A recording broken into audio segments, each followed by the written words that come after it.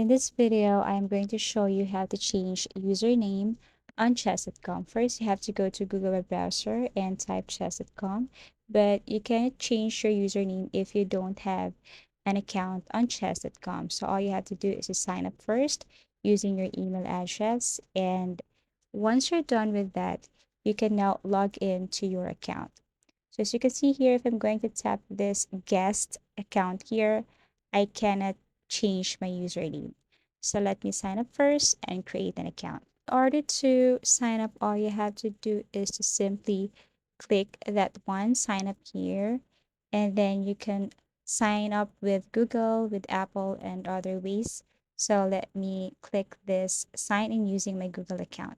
So that's it. Before I proceed, I should have my username and it should be unique and it should be available also. So this is what I chose. Here's what it looks like.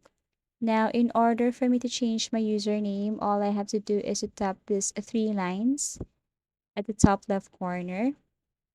And then down here, you can see settings. So you have to tap that one.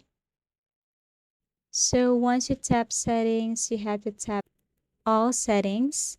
And then here, as you can see under basic member, you can see your username. So you need to click this change in order for you to change your username.